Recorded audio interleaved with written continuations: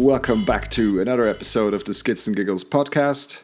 For this one, we got to sit down with Chris Evers, one of the brand managers working for the Swiss bike brand that you didn't know was actually called BIXS.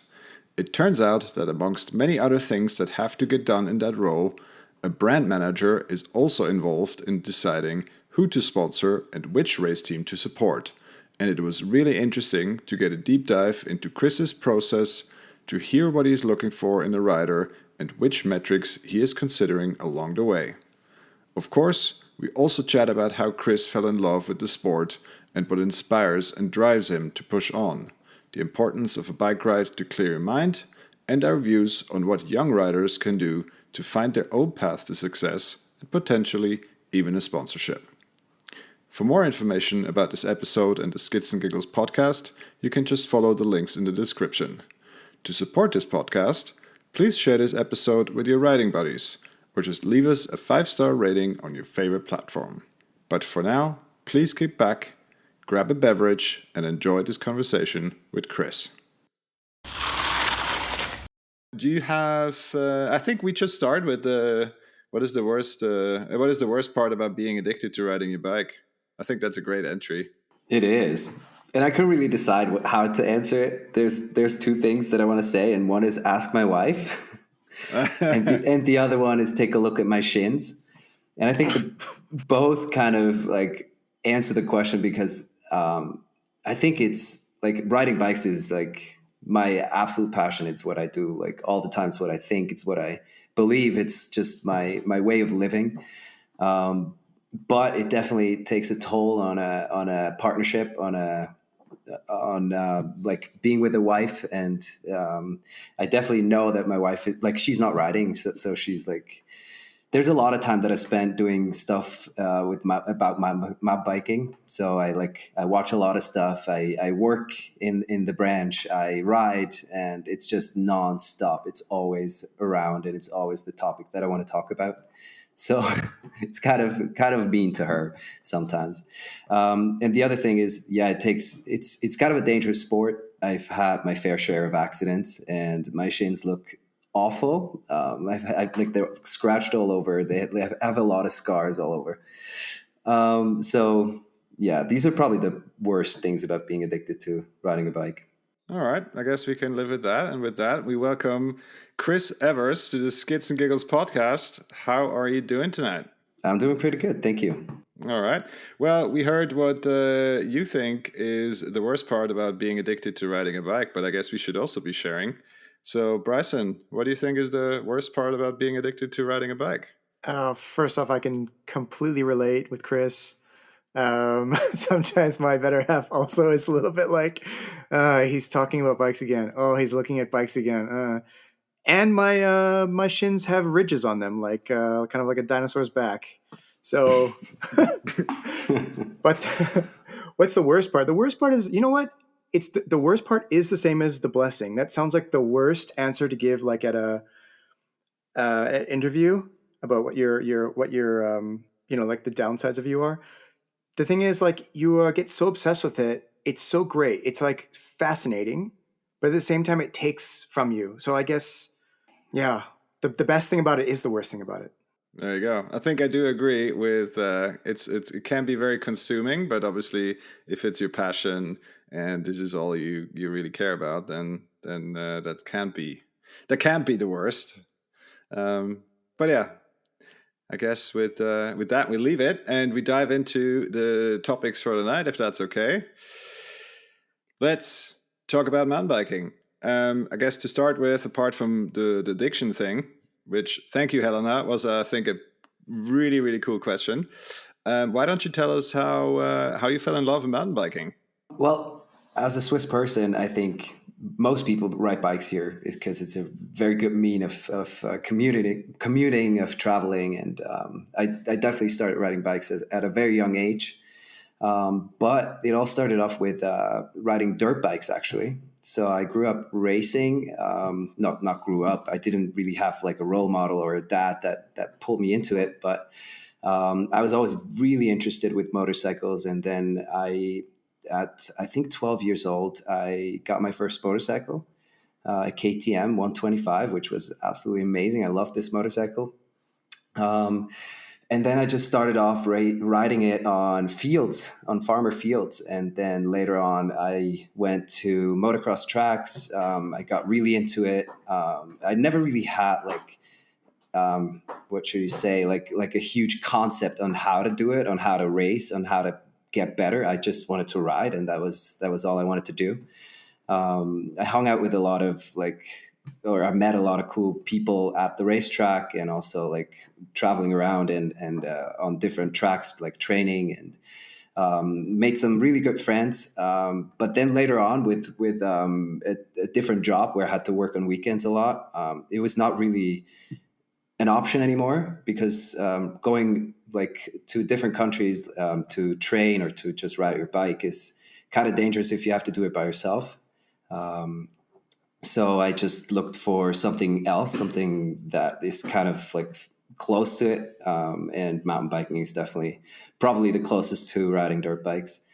And it's so much more fun in Switzerland than it is to ride a motocross bike, because there's literally no option, or there are options, but very few, and they're not the best. And mountain biking is like Switzerland is the paradise. It's the mecca for riding bikes. So it was a very easy decision to get into bikes.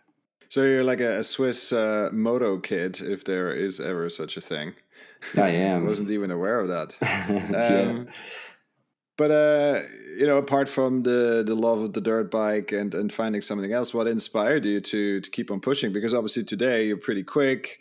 I ran into you at races, or you're on your Instagram we can see huge sends sometimes, big jumps, all that sort of stuff. So what inspired you to keep pushing on with the mountain bike? I think it was probably the community. I got inspired by a lot of people. I watched a lot of videos. I don't know. I get really I really always like to push myself to like get better and to like find my weaknesses and work on those. And to I also really loved creating videos, creating content. I've never really like been super professional about it, but I just really had my fun with it. And in Switzerland, with me growing up riding bikes or like getting better at it, also the infrastructures really developed and got better, like a lot in the time that I have started. It was there was a lot less like Bike Kingdom, or like all those amazing bike parks that are there today. They have been quite different when I started off, and with that growing, it also inspired me to grow with it. I saw jumps that I really wanted to send. I saw like tracks that I really wanted to ride down, and it kind of like almost forced me to get better and to have more fun with it. And I just went with it. So today, when you ride the bike parks and all that sort of stuff, are you kind of looking for inspiration from people in the park, or are you just following the videos, or the racing scene, or what kind of pushes you on? Because I want to kind of set the scene before we dive into the more serious things, talking about work and such tonight. So I want to kind of set the stage a little bit about how you operate as a mountain biker, because at the end of the day, that's what we are, and that's what we're interested in, and that's what we like talking about. So what kind of pushes you on? What Well, I have a very competitive personality, so I really like being out there and comparing myself to others, and comparing myself to like other riders with their speed, or with their tricks, or whatever they do. So that really just pushed me. I wanted to be better than others, not necessarily because I wanted to prove them, but because I wanted to prove myself. I just really like pushing myself and finding out where I can get and what I can do. I also have played with the thought a lot about becoming a professional mountain biker, or becoming a professional athlete in no matter what field. And I think that has always been the thing that motivated me to move on and overcome fears or doubts. Are you racing a lot, or are you just sticking to one discipline? I mean, I ran into you in Einsiedeln at the season ender of the Swiss Enduro Series. Are you also racing other disciplines? No, I have tried downhill at Belvald one time, but other than that, no. It's only been enduro races. I really got into it because I really liked the aspect of it being both like you need your endurance and also a lot of explosivity and coordination. And it's just for me, it's the whole package, and it's a really really cool event. I would even like enduro events that are like you have one time, even uphills at one time, but not a cross country way. It's more like the enduro, like basically an enduro race, but like start to finish. Because like I always push through. I never really take a lot of breaks. I just really like to go. And that is what I love so much about in enduro racing. I think it's a really cool format. Okay. Well, I guess you should try out a marathon at some stage, or some of those classic longer distance races, because Yeah. that is kind of it's a solo endeavor mostly, apart from the start, Hmm. and there's a lot of time. There's a lot of time to be competitive with yourself and Absolutely, pushing but yourself. is it as technical as enduro races? That is what I like about it. Like. Mm.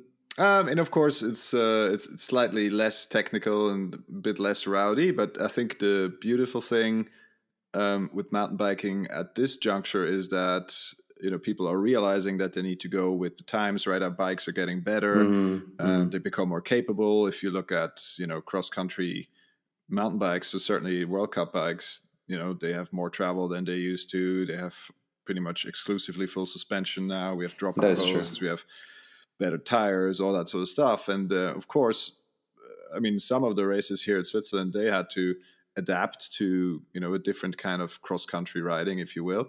I think Mm-hmm. two examples I have done personally and I can pick out is the Eiger Bike Challenge in Grindelwald, who Mm-hmm. also has an enduro now. The day before, I believe, or the same day, but you kind of race the same technical parts in the enduro than that are in the actual cross country race. And of course, we were at the Bike Side Festival, which uses some of the same trails as Mm-hmm. the Iron Bike Race, or the new format of Oh. the Iron Bike Race, which is again the classic season ender, right? Mm-hmm. So that is Cool. yeah, it's an interesting thing. I like to dabble in different kinds of cycling. I've recently discovered gravel. I know it's a big and dirty word, but I also love riding road bikes and obviously mountain bikes a lot. So I don't really discriminate. One So before we dive into work, last thing I want to know is how does riding your bike figure in your work life in terms of inspiration, solving problems, and thinking through stuff? Is it something you Yeah. use, or? Oh yeah, for sure. To me, it is a huge part of especially creative stuff, and also strategic stuff. Like if I have to like actually come up with an idea or with a concept or with a new project, I really like to go on a ride. It really helps me to clear my thoughts and really like get to what I'm looking for, or to like also like get rid of all the noises around it. Like to kind of find what it's supposed to be about. I don't really have as much time as I would like to. I think that's what probably everybody tells you that works in the industry, like that you actually have less time than you did before. But I have like options to get rides in, and to like if I'm like working in home office, I take myself some time over lunch break. I take a little bit of a longer break just to get that done too, because to me it is also like a huge part to into being more efficient. Mm. And balanced, I guess. Kind of Absolutely, yeah, yeah. clearing the space between the ears is always a good thing to solve Hmm. problems. Totally, yeah. All right. Well, we talked a lot about work, so let's get serious. Why don't you tell us what you do for work to earn your salary? What I do is like I said, I'm a brand manager at Bikes. And what we do is like usually brand management is a lot about strategy development and brand positioning and all that stuff. What I do is also that, but a bit less strategic and more operational tasks. What that means is like I work more about with the implementation of an idea and like not necessarily the strategy, like more of how we get there. So to put it in tasks or in things that I do is like I handle sponsorships. Oh, to first off, like we are two people that are doing the same position. It's me and my colleague. We're both brand managers, and we kind of like we have like the same tasks, but we split it up in like responsibilities. But what I do is definitely like a lot about sponsorships. So like people either apply to us, or we create a new team, or we have a project that we want to work with writers, and then we decide who will be in the team. Like we check the applications and all that stuff. Then definitely content creation. So like all the photo and video shoots that we do for advertisement or for websites or for whatever we need content for. Then definitely events, B2B and B2C. So that means business to business and business to customer. There's a lot that we do like in that area. Like we have to plan everything. We have to first off decide where are we going, like what do we do there, who do we bring, and definitely who is the person that we encounter there. So like everything that we do has to have a goal, and we have to have an audience for that. And then maintenance of website. Then media relations, like communication of results or of news, like things that we want to launch. Like we have a new product and we go to the media and we tell them like, this is what we do. We give them a media release, or we give them photos or whatever to put on their website or their magazine. And then a lot of planning, budgeting, like figuring out how we use our budget, who gets what kind of sponsorship amount, and online, offline marketing, social media marketing. It's a very, very, very big. Oh yeah, no, it sounds like a lot. Dang, It is a lot, yeah. So let's break it down. What do you enjoy the most out of all these things? Sponsorship. Definitely working with the riders, the athletes, yeah, Okay. for sure. Yeah. And so I guess can you lay out a little bit in terms of the bikes sponsorship? You know, how do you split up the different? Let's say I assume you work with buckets of some sort, like cross country, enduro, free ride, whatever. Mm-hmm. So how does that look? So I would first off make a difference between an ambassador and a racer. Like a racer can definitely be an ambassador as well, because he's also like a face of the brand. But I would just make those two groups just because they have different tasks. So the racers definitely, they just have to be fast and they have to show up with results and all that stuff. And then we have ambassadors that are more like the influence type, I would say. And yeah, we have a lot of we have different teams that are like most of all in the racing. So we have cross country racing, we have enduro racing, we have a kids team. The kids are not necessarily racers, but they have a marketing purpose for us and also a development purpose for us, or for them most of all. And then we have our ambassadors that are here for us to go on social rides at events, or have them for photo shoots, or them also communicating by themselves. They know exactly who we are and what we do, and they work basically for us. Right? Yeah. Okay. And with the race teams, obviously, say the side I understand the most, if I understand anything. How deep do you work with those teams? Are you kind of involved in their day to day, or is it really just here's money, please give me results? It depends on the team. So we have the cross country Okay. team, which is definitely our biggest budget that we work with. And there we have a team manager that works for us, or he also has his own company, but he is like employed for us to do that kind of a job, to be a team manager. And there we still have a lot to do. Like we definitely have like all the communication, like all the results and all that stuff. That's stuff that we communicate. So we put it on the website. We have it on social media. We reach out to newspapers if it's interesting in to show that kind of a result. And there's still a lot of management to do, even though they have a manager, because the team manager is basically responsible to make like a race schedule, to make sure that all the riders are at the races, to coordinate everything like on the spot. And we are more in the background, so to like organize or to make sure they have a contract, to put all that together, to come forward with all the ground, like the framework, to negotiate with the team manager, to just everything basically in the background is what we still do. So there's still a big amount of work that we do Yeah. with that team.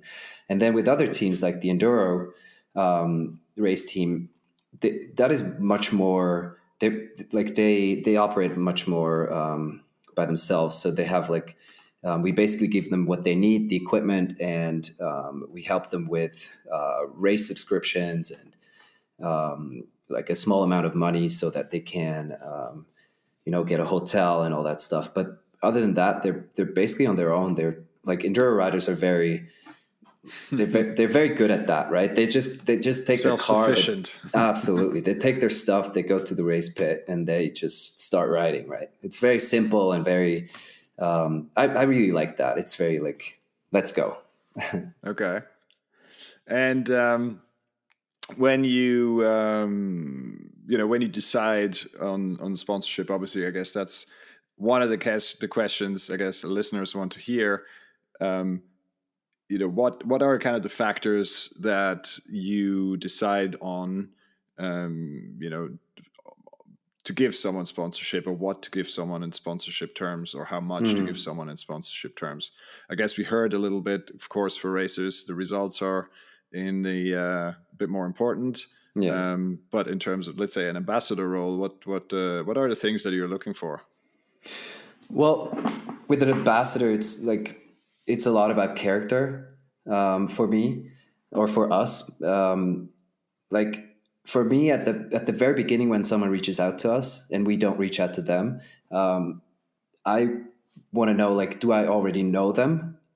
It gives me a pretty good idea about whether they're relevant already or not, and what their status is as well. Because I would say that I know a lot of people in the mountain bike scene in Switzerland. And if I know them, then it already means that they probably have a bit of a name, or they're like, they have a good network, or I've seen them before at a race, or like they're engaging in the community. And then I definitely want to know like what their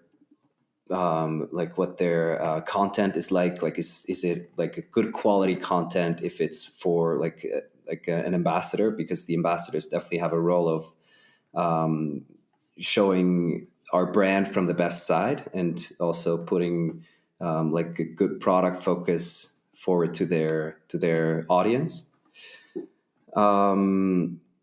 Then definitely some metrics matter as well, like reach, posting frequency,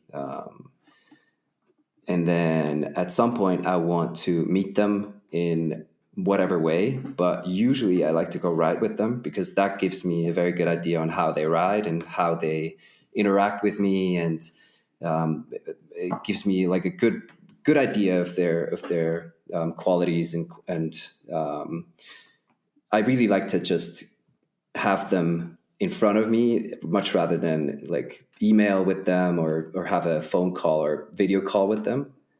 Yeah, sure. Especially for an ambassador, right? You want to kind of get the feeling of how he interacts, how or she, and kind of how he's representing the brand, right? So I guess that's much more important with such a role than it is for a racer type.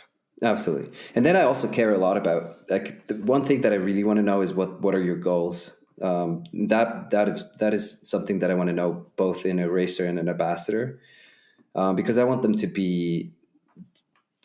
like strive for something. I want to see that they have some sort of a vision, or like, it just shows me that they are, I can't think of the right word, that they are like willing to put in the effort and to go the talk, right? Okay. Mm-hmm. I guess one interesting angle I'm interested in also is with racers, right? So there's a lot happening with racing at the moment. There's always talk about, of course, yes, results are important, but then it would be nice if you do social on the side, and it would be nice if you also create a community ambassador and all these kind of things. So how do you separate between those different roles for sponsored athletes, and how do you help them to juggle between those different roles? Well, it's definitely incredibly important that they can do both. Like I said, also for a racer, they're also ambassadors, so they are also like, they're out there. They have very often they have like a quite a following on social media. So for us, it's important that they are able to communicate and to be out there, and also like to show us from the best side. But in racing, there's definitely a lot more. The metrics count a lot more. Like I really want to see what they're capable of, and I usually do that with. I don't know if you know it, but have you ever heard of Roots and Rain? Yes, of course, very important platform. Exactly. So I usually, like, we really like to go the development way. Like we like to go with the rider for a longer time, if possible. So we like to look for young riders, and then I usually look at Roots and Rain. I look like just over a certain amount of time, like what were their achievements. I compare it with other riders, with other prospects, and I then later go into the actual race results. So like not only like over all different kinds of series, but I go into a series, and then I check the results in the series. I check the consistency. I check the progression. I want to know that there's kind of a learning curve, and then later on, I go into certain races. Like if someone's actually very interesting, then I look at race results. And then for a cross country rider, for example, you have like the total race time. You can compare the total race time to other racers. Then I look into lap times. I compare the lap times with other racers. And if I look at it like at a young rider, I compare the lap times at the beginning of the race and then at the end of the race. As you know, they have like fewer laps. I also check out their consistency. I check out like what their potential could be in an elite race. Like if you would add like a couple of more laps, would that change? That's just assumptions, obviously, and it's not like necessarily based on facts. But it's stuff that I like to look at, and it's stuff that gives me a pretty good idea about what a rider can do and what they're capable of. Okay. This is mega interesting. So actually, the first time I hear, let's say, brand manager, marketing, sponsorship person talk about, let's say, really deep data-driven decision making, how did you get into that? Did you teach that yourself? Is that is that something you did all the time? Is that something you learned? Where did you pick that up? No, I didn't really learn that. To me, that's just, I don't know. That's just what I want to know. That's what I would look at myself. Like if I'd be a racer, then like I said before, I'm very competitive and I really like to challenge myself. And if I'd be a racer myself, I would definitely do that. I would, like, if I'd be a newcomer, I'd be like, I don't know, 16, and I'd be racing my first couple of races, I would always want to compare like where do I stand at the beginning of the race, where do I stand in the middle and at the end, and I would compare lap times with elite riders, or I would kind of try to row myself into like a stacked field of riders and see where I would get. So for me, I just tried to figure out what would be important to myself. Oh, okay. So I'm not the only one that's trying to make up random categories so I can be a top guy. Yeah, totally. So all the 40 plus dudes with brown hair and I don't know, freckles under that category, I'm dominating, especially the ones with the hardtails. Yeah, I'm pretty good at that too. That's funny. But you mentioned you focus a lot on development. That's something I want to talk a bit more about. At BIXS, that's called the Traction Crew, I guess, that exactly. program. And I really want to hear more about, what you're trying to achieve with that team and that approach. Well, two things. One is definitely like development of the youth. We really care about the young riders. We really care about the people that are following and that are going to be the future. And it's definitely also been a marketing purpose for our traction platform, which is the bike. Yeah. So the two things are definitely important. And for us, we are a pretty small company with few employees, and we don't really have the manpower to be out there all the time and be embedded in the community. And the Traction Crew for us is a very good mean to get out and to like have also like young people engage with whatever is happening out there. So I decided to pick a couple of riders that are a bit spread over Switzerland. So I didn't really want to have them all from the same place because it makes it a bit more interesting and also opens up the network a bit. So I went with a guy, like a young boy called Martin from around Basel, and then a young guy from Zurich named Bodhi, and a young girl named Linda from Lucerne. And the goal with those three kids is really to just help them develop and follow them through their journey and give them the best advice we can give them and show them all kinds of aspects of mountain biking. So we didn't really want to settle with just one of the different areas. So it's not about just cross country or just jumping or whatever. It's just about opening their perspectives and showing them what mountain biking has to offer. And so we started with a thing called progression sessions. That's like trainings that they have once a month. And those trainings are just put together with our ambassadors, with people that can instruct them and have like a know-how that is beneficial for those kids. So, for example, we have one progression session that we had in Chur. We went to the Alpen Bike Park, and then that session was about jumping.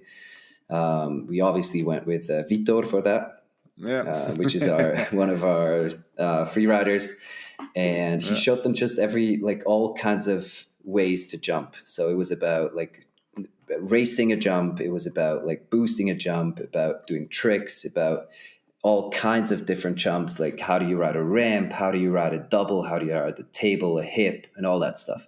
So it's just about opening up their perspectives and giving them like a lot to think about, a lot to learn, a lot to work with. And it's not necessarily like a group of people that we want to like work with all the time, because again, we don't have the manpower to do that. But it's a really cool idea to get them into different areas as well. Oh yeah, absolutely. I mean, it's I think it's pretty rare that brands are investing in very young riders and then also helping them along with part of the roster of your more established ambassadors and other riders, right? So that's something they can really benefit of, and use for their own future. Absolutely. I could even see one of these like sculpting the next generation of riders in Switzerland. Like you're opening up all these possibilities for them, and maybe one had a focus on cross country racing, but then realized actually I really like jumping more, and I really look up to Vitor, and we have some kind of camaraderie. So maybe we start riding more together, and almost the kind of the Chris Raber and Hoopy scenario where like it's like tag team action and guys are just progressing and pushing each other. And who Yeah. knows, maybe this person from Luzern or from Basel or from Zurich creates a new genre in Mm-hmm. mountain biking in Switzerland, even Mm-hmm. forces you to consider a third category, not just ambassador, not just racer, who knows? Yeah, By the totally. way, if you were to consider a third one, what kind of like outstanding characteristic would you say would propel you? I would definitely say like the development side. I really, really enjoy that. I think that the young kids, they really, I don't know, it gives me so much to work with them and to see them be so interested in everything. And I would definitely like have that as a third category. If it's even a category, I think it's just like like it can be both. It can be races and ambassadors, but um, a lot of times they're not really put into those positions. And I can really see how those kids are thriving and how they're like just loving what they do, and they're also so incredibly proud of the position they're in, and it makes me very happy to see that for sure.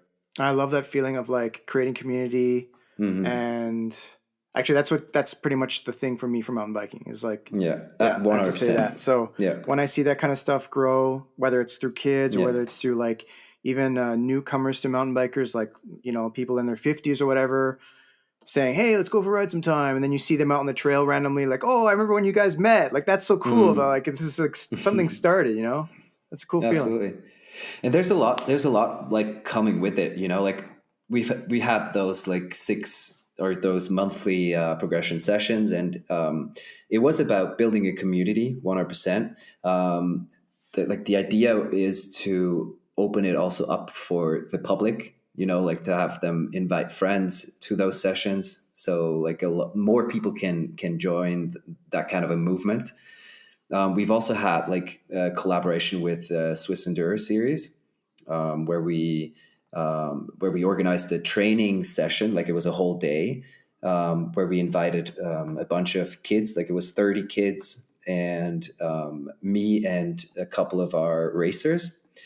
And it was about showing those kids like how do you prepare for a race, and what do you bring, like what do you need, like what do different techniques look like, how do you brake, how do you turn, how do you jump, and all that stuff, just to make it easier for those kids to transition into racing and not be scared about that.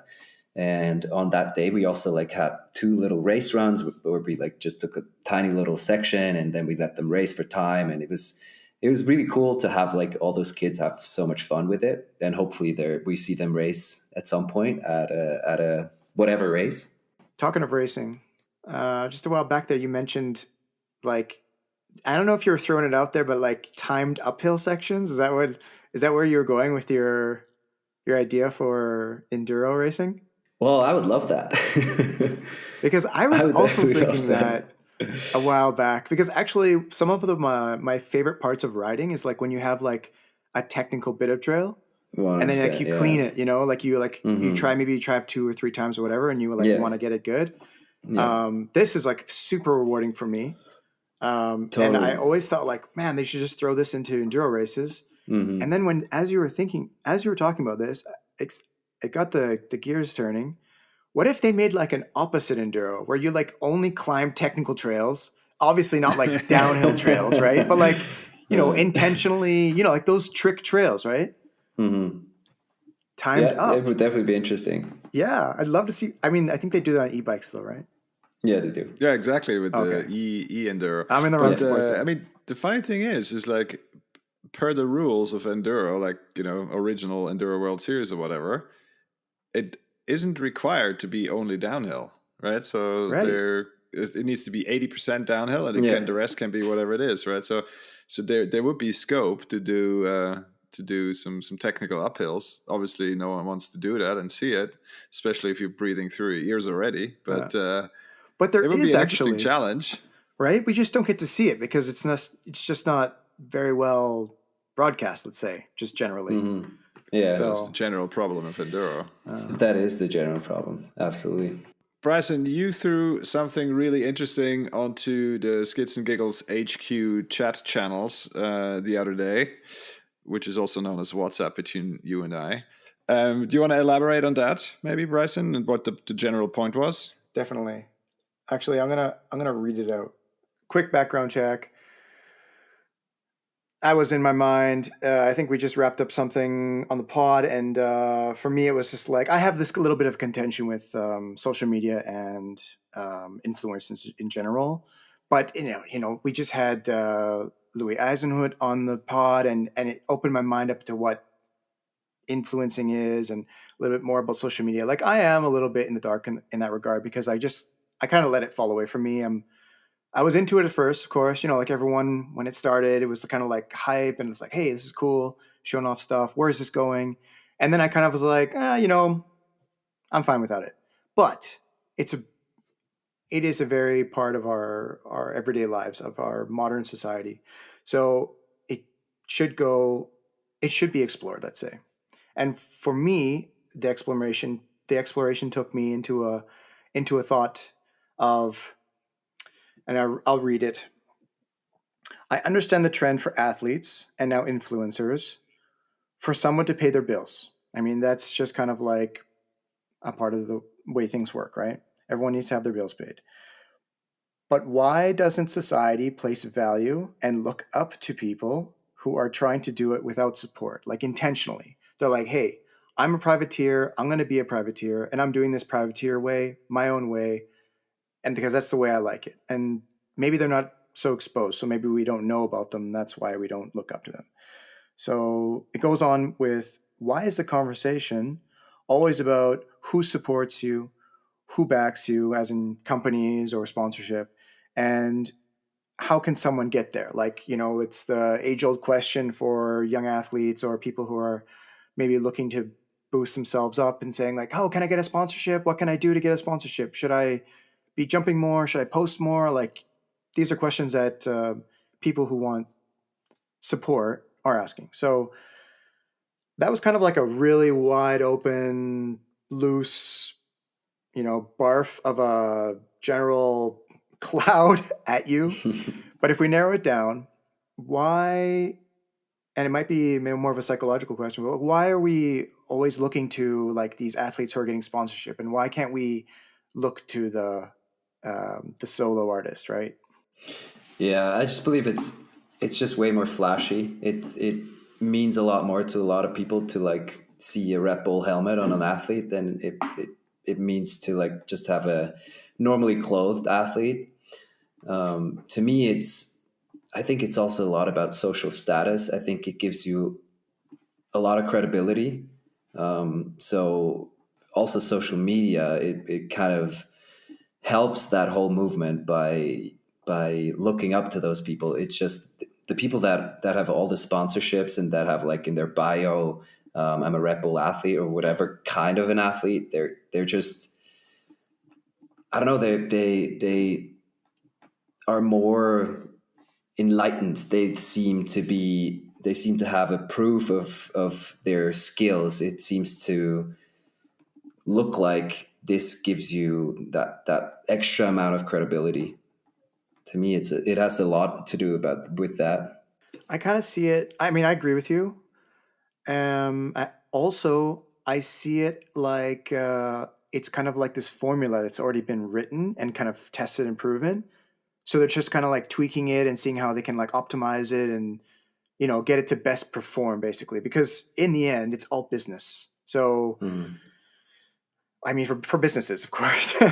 For people, maybe for racers, it's more about like getting results. Or I mean, everyone has their own motivation, but yeah, people they're motivated to succeed in either a business sense or a results racing sense, and they're looking for ways that they can do this. And if there's already like a pre-written rule, for example, scoring a Red Bull helmet and then doing video projects, and then it's just you become obviously more famous, and maybe with that you get better results. I mean, it could all come hand in hand, let's say.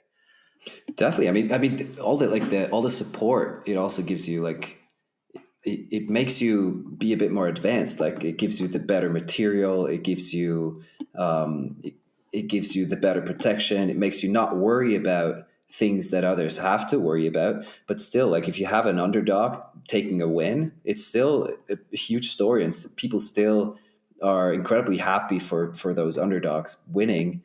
Um, it's just so much harder, right? If you don't have all that support, if you don't have we have a lot of athletes that or not a lot, but we have athletes that are in need of some kind of support so that they can concentrate on their craft, which is racing. And if they don't have that, they have to worry about getting their bikes fixed, about getting an extra pair of discs or brake pads or whatever. Like, it's sponsors just help you to have that, like, advantage, right? Mm-hmm. And I realize this, but like that's where the real question comes in. So it's like I'm a normal everyday person. For the most part, you are. I mean, you brand manager, but still, Pascal as well. Like we're not sponsored per se, like professionally. We have professions, sure, that pay for our stuff. But where I'm going with this is we're just like normal Joes, let's say, and we can see on Instagram or wherever we see our media channels, guys with Red Bull and girls with Red Bull helmets, or people winning races, like, but they are extraordinary, and we are looking at them like, oh, like I just need, or maybe not we are, but like there's people looking at them and saying like, okay, I can be there, I'm going to be there, but like maybe realistically not. I don't know, of course, but maybe like, what is it that, yeah, how come it's, I'm sorry, maybe it's not a question for you. that's my bad. I should be talking to a clinical psychologist or something. But it's like we look up to these idols, like I'll never be Michael Schumacher or whatever. I cannot do a Lewis Hamilton, but I definitely like admire race car driving. So you know what I mean? It's like we always have like these idols, like whatever, Jet Lawrence or who knows, right? So it's I a think I funny know thing what you about it's a mean. funny thing about this, right? Yeah, Yeah. I think it's also because we're all consumers, like, we all love new products. We all love a new helmet. We all love new goggles. And it's just exciting to take it out of the box and to wear it and to show it off and to Yeah. be proud of it and to have the colors flash and all that stuff. Yeah. I just believe it's a, like, we're materialistic and we love having stuff, Yeah. and I don't having get new you. stuff that looks good and that is maybe not even on the market yet. It just makes us feel good. This brings us right back to the very first question. The worst thing about mountain biking. No. What I find interesting though about everything that you guys just said, right? It's kind of I think Red Bull in that sense is a very interesting example. Is if you think about the most iconic Red Bull athletes in our sport, then generally, well, with a few exceptions, but let's take Kate Edwards, for example, right? He's not the best racer. He's some kind of free rider, individualistic, steez king, something. Mm. And I think what the message should be, and that's what I focus on hearing, is that there is a place for individuality. And if you focus on the work and your craft and your strengths, then there is also brands that can see that and see the value in that for them, and hopefully can see what you can be and the best of you, and that's what you should be focusing on. Very well said. Very I know well it's put. very, very up there, but that's kind of really what the message should be to younger guys that are listening to this and they're looking for sponsorship. Right? You don't need to fit, and I know that goes against everything that you said before, right? Because you said you're going to look at your socials, you're going to look at your roots and rain, and you're going to look at this and this metric and the other metric. I guess the best,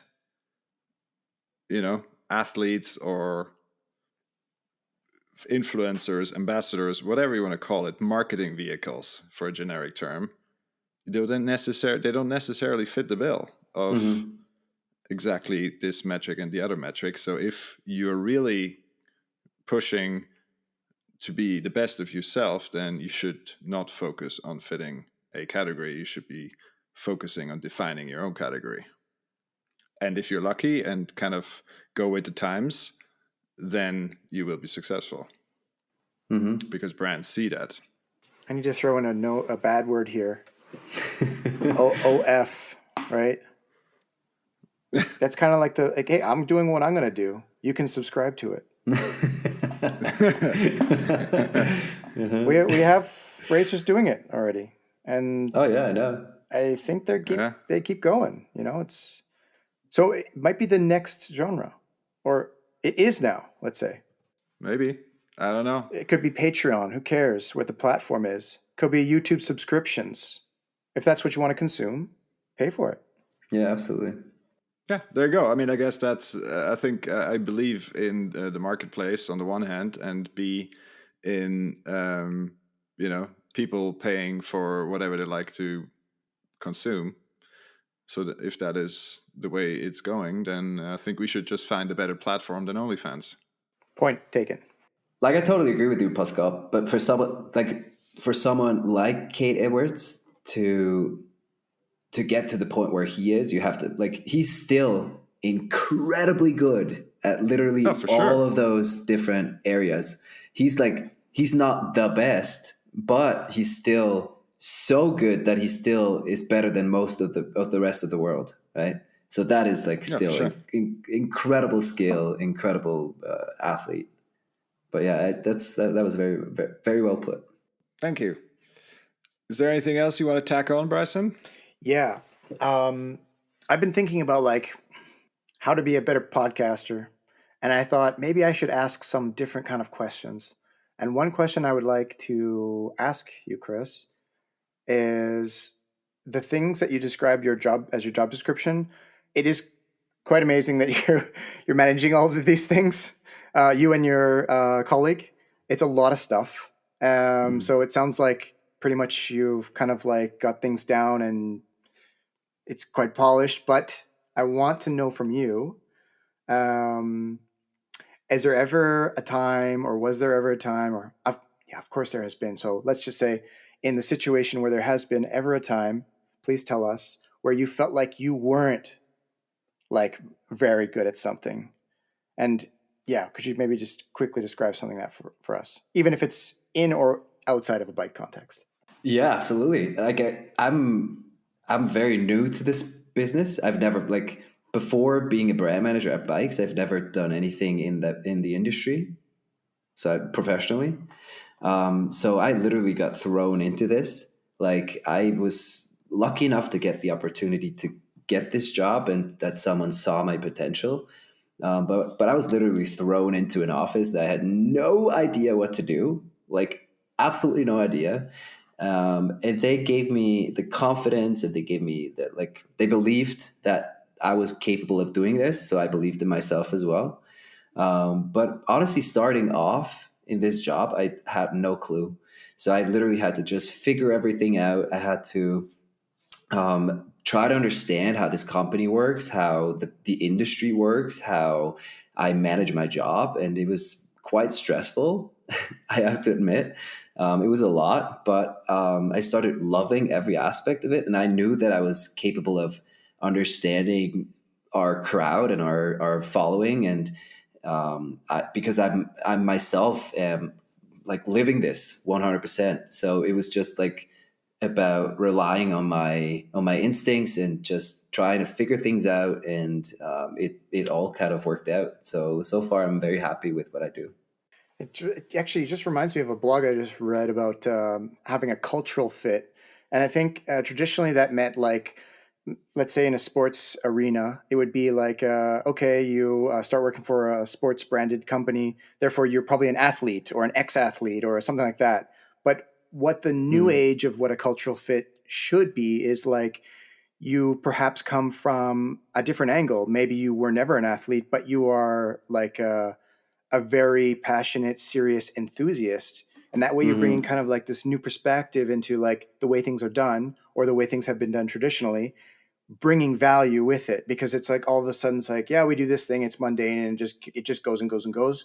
But now there's like this twist on it, and all of a sudden everyone's like ears perked, or they're all of a sudden like taking more interest in a certain area, or it can always mix things up for the positive if it's managed well. So it sounds like they saw that you were a good cultural fit and they decided, okay. Yeah, I agree. But also, it was like the good thing about the team that I work in, like I told you, like my colleague and we have the same position. It's a very great fit. So like she's more of the educated person. She knows a lot about brand management and about like that whole field of marketing. And I'm like the other side with like knowing about the sport and about bikes and about the community and like all that. It's a perfect, like we perfectly come together and do this job together. Okay, well, thanks for that. I guess we are getting towards the end of our time tonight. Chris, is there anything else that you wanted to add? No, that's about it. Thank you very much. All right, cool. Well, but we have something else to add, because there's one thing, at least one thing, that we always ask at the end of an episode. And Bryson, what is that? Hey, Chris. So we're going to jump into the very last question here, because it's the most dear to our heart.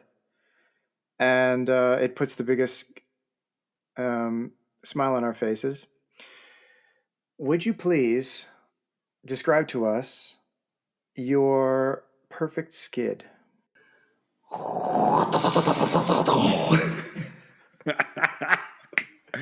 Oh wow, we never had a verbal rendition. Yeah, that's awesome. Do I actually have to make a sound? Oh man, I think it's completely original. I love it.